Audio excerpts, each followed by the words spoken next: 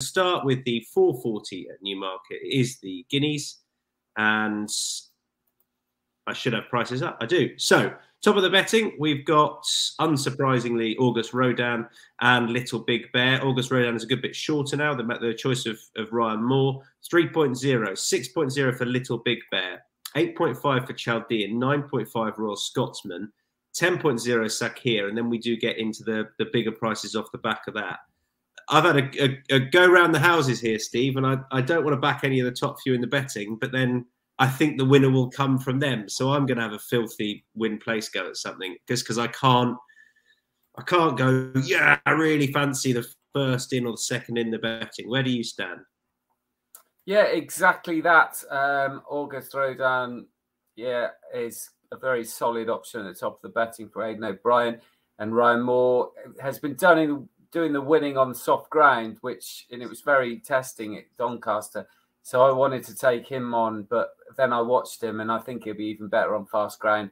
So I just want to try and take those two on at the top of the betting. Little Big Bear, who was obviously stepping up in distance, but I think he'll probably stay as well.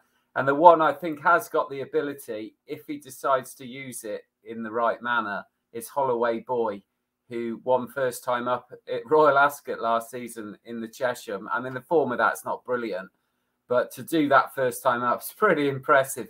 And then he went on to finish second in the Champagne Stakes and then second in the Group 3. I think it's the Tassel Stakes. He had form behind Silver Knot when he didn't get the clearest of running the Autumn Stakes. And then he was 5 lengths behind August Rodin at Doncaster in heavy ground, but he swerved across the track there. I thought that was much better performance than it looked at the time. Getting back on faster ground will certainly suit him. Carl Burke, incredible. The likes of Aidan O'Brien, Charlie Appleby, Roger Varian, all got 2 runners in it. Carl Burke's got 3.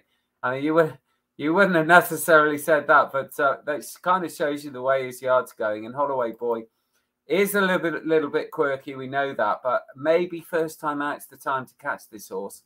And so at around, 21.0, I think winning place, he's the one I want to take a bit of a chance on. I think it's a fascinating race. There's a good few non-stayers in there for me. And with the solid ones at the top of the betting, makes it a little bit tricky. But Holloway Boy, I think it can run really well in this race. Okay, there are going to be some people tuning in, Charlie, who want somebody to go wins. And I mean a shorter price probably. So can you provide us with that, or where are you looking? Well, I've gone for one. Just to jump in first, would Holloway Boy be the first ever Guineas winner to wear a visor? Ooh, good question. Quite possibly. I think did Galileo Gold wear cheek pieces? I think he might have done. That's just off the top of my head. I've got it here. That'd be some shout, Steve. That would be so impressive. No, he didn't. He never wore cheek pieces any time in his entire career. Never wore headgear. No, a really genuine horse, actually. Yeah. Really, one horse that I would never put headgear on. Yeah. That they actually used to would run through a brick wall for you whenever he ran. That would ruin him. Anyway, oh, hang on. Did Churchill wear blinkers? I think no, didn't. No, never in his career. Didn't matter. Anyway, we could go on. So anyway, useless statistic there, but maybe a trend breaker if he does. I came down with Sakir, which I would imagine is probably one of the ones that Steve is going to say is a non-stayer. But I was just blown away with him in the Mill Reef at Newbury. Look, whether he will quite see it out, I don't know. Roger Varian's also been a bit in and out of form, which is a slight concern, but I think he's got heaps of quality. I think he's 10.0 at the moment, so he'd be a win and place play for me. But I think this is a cracking race. I mean, like, I think the two at the top of the bet are potentially being very, very good horses. I mean, it's just whether one's going to end up more of a Derby horse and the other will end up a sprinter in Little Big Bear. But it's going to be a really interesting race to watch. But I think actually Sakir has enough natural ability to be up there with those sort of horses. It's just a question of whether he can have the speed endurance to last the mile. But I think the way his style of racing would give him a chance. But maybe he's one of those that you could trade out and running anyway, because I would imagine he will be travelling as well as anything a furlong and a half down. Can we play a very quick game of stay or not stay? Is that all right? Yep. Right, Steve, so I'll say the horse, then Steve, you go first, then Charlie, you follow hot off the back of it. So we don't need to do it about August Rodin because we know he stays. Little Big Bear. Stay.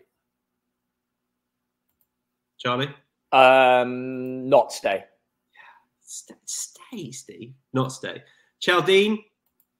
Oh, stay. Stay. Royal Scotsman? Yeah, yeah, probably stay. Not stay. Okay. Probably stays not an option, just to confirm it. Stay or not stay, Steve. I think stay, Royal Scotsman. Sakir, Steve? Not stay. I best say stay. Probably should. Yeah. I'm going to say not stay. Silver Knot does. Noble Style? Not stay. Oh, stay. Good, I agree. Holloway Boy, you've covered. Anything else dodgy at the trip? Chariot? Not stay. Not stay. Not stay, I agree. I think the other one is likely to stay better, Sakir. Flight plan, da-da-da. Good, I enjoyed that. Well done. An interesting gimmick, yeah. Yeah. Should we play cheat pieces or no cheat pieces? yeah. Of the last 100 Guineas winners, we'll go through them all. And I'll say cheat pieces, blatant. They probably none of them, of the ones I've clicked on, none of them wore headgear ever in their career.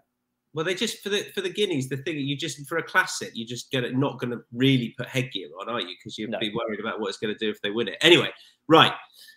For mating purposes. So you'd rather them win it in headgear than not win it without. Correct. You would. But none of the shorter prices are going to have worn headgear. I think August Rodin will win, and I know that's really boring. I'd much rather back him at the prices than Little Big Bear at the prices. Chaldean's probably a very safe win place bet because I don't really worry about what happened last time. It was a bit of a freak incident, and I think he's fine on the ground. I could argue he could be shorter. Royal Scotsman doesn't do it for me. I don't think Sakir will stay. I'm going to do. I can't make my mind up. So win place, Noble Style. I think he'll stay just about on pedigrees. Loads of pace on his downside, but he's a Kingman. He's unbeaten. Before coming into this, Will Buick was going to ride him, and I think he'd be half the price. Now, since their pieces of work they did, or their racecourse gallops, the riders have swapped over. But Noble Style apparently comes alive at the racetrack. So, look, I don't love his draw either. It's a horrible win and place shout, and that's probably not enlightened anyone. But I think August Rodin will probably end up winning the race, particularly if the forecast rain comes. There we go. Anything else to say on the 2,000 Guineas?